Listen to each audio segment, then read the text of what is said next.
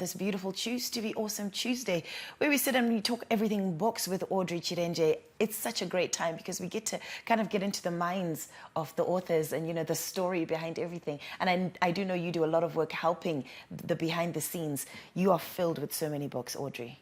I know, and I always say, you know what, I wish I lived in this world where I was just surrounded by books. Yeah. That's good. Good morning to you. Good morning, Marissa. Lovely to have you, Audrey. This book is The Misadventures of Sophie Johnsons, and it's written by Buhle Dakwa. Yes. What is this book about? I mean, just reading the synopsis before you start, I was just intrigued. I'm like, wow. This is a movie in a book. It is, and she wrote this book when she was 16, and now she's 17, doing her law 6. She also passed, and she showed me a result. She said, "I've passed." So this is one of those books. Like we always say, we don't get enough fiction books in Zim. We've got a lot of non-fiction writers, but this one now, she's going into the fantasy genre. Yeah. This is like, you called it the epic. Yeah. So you can actually watch a movie while reading this book, and it's 244 pages. Goodness. When did she start writing? When she wrote it when she's 16, but when did she start? She says she was always dabbling into things like that, but at 13, that's when she just started, you know, putting down her thoughts. And she's got a blog, she's got a WhatsApp platform whereby she writes all these motivational things and shares with the youth. Isn't that amazing? That is incredible. I mean, she's really doing something to leave a mark, you know. And this book, Misadventures of Sophie Johnsons, how does it start? What is it all about? So it's your typical teenager book. So like, yes, we'll put it in the fantasy genre, but we could also put it in the young adult genre. So Sophie is a 14-year-old. So she's talking about her school, you know, typical stuff about her dreaming about a new iPhone. And at school, she's got this girl who's always bullying her. You know, that typical life, talks about her parents. But then along the way, we then discover that, you know, strange occurrences will be happening around her.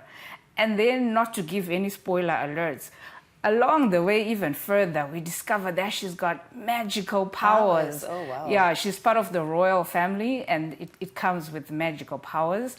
And then we find them, you know, in a battle, you know, in the forest, things like that. Mystical creatures appear. But how I love this book, you know what? She also puts God in there.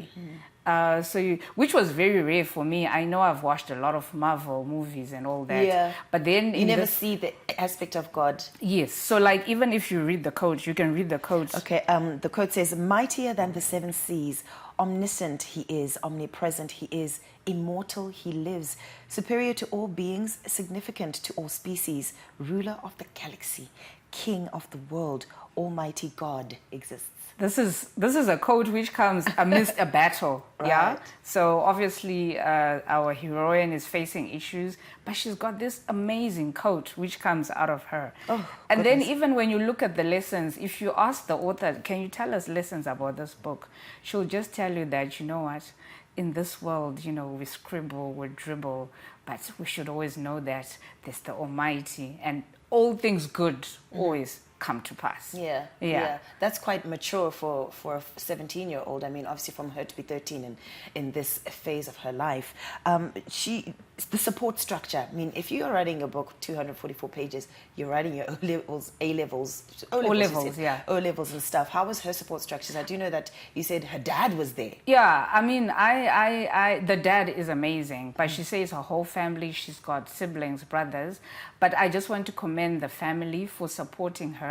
And, you know, just reading this book, you're actually reminded of the, you know, J.K. Rowling, the Harry Potter series, which became a multi-billion franchise. And I'm just looking at this book, you know, if she could actually get the correct support, this could easily be a series, it could be a film, it could be a play. Like you just said, even Harry Potter, how do we help her get to that space? Who do we need to send this book to, or the script? Who needs to see it? So last year, I managed to speak. We've got someone in the arts, Kate, and then I managed to actually get a copy to her. And she put it in a library in South Africa. So that was her way of trying to help. But I think with this interview, we just hope that people can actually come out and, support. And she's actually really good. She's your typical person who could be writing series like on a weekly, monthly, yearly thing. Because for her, it's effortless. You've got those writers who put a lot of effort. For this one, it's effortless. It's just something that was born in her. Good. Another thing about her is she's Chinese is her passion.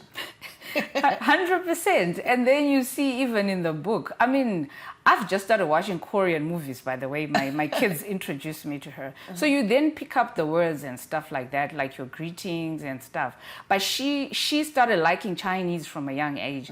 And then she self-taught herself. She taught herself how to speak Mandarin. Yes, a bit of it. And then she ended up doing it at school. Some of these schools are now embracing languages. Yeah.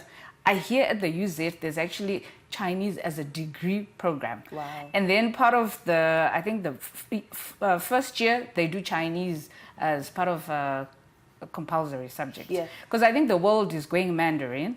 So I think... Of course, we see it. Yeah, so you need to learn Swahili, a bit of Ndebele. I think it's always good to embrace languages. Yeah. Oof, at this age, I don't know. Can we manage? Yes, we can. And there's so many apps. Do you know that there are apps whereby they can actually... tell you what to say. Yes, you say the English I suppose it's like words. learning a song, like listening to a song over and over again and learning the words. So... there you have it. You're the singer and you put it just... so that's how you can actually learn. That's how we can actually learn. Yes. So, is this her first book? It's her first book. I know she then participated in a poetry anthology, because she also dabbles into poetry. And even her poetry is that good as well. Wow. So she's got a second book now. And this book has a part 2 coming. Because even at the end of the book, there's part 2 coming. And after reading it, you just can't even wait. Because you're thinking what will actually come from the part 2. Yeah. Let's see some of the chapters, Audrey.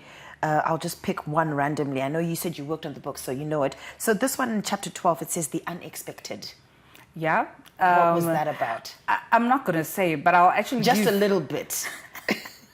It's obviously the unexpected. Yes. But just looking at the chapter headings, you've got the Netherworld Unleashed, you've got Dark Forest, then you've got chapter 21 is Hope Fading. So here we find, they're going through the most and it's hard and the hope is kind of fading.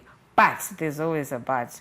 Never ending guests, awaiting the expected, death calls out. So it's not your typical feel-good book where everything is just good and dandy. No, there's also dark moments. There's dark moments. There's hopelessness. So for a young lady, dark moments. What does that exhibit from her? What is that telling us about our author? Like I always say, look, we're going through the most as people, as a generation, and I always feel now that I'm in this space, I talk to a lot of young people. They always feel neglected, forgotten.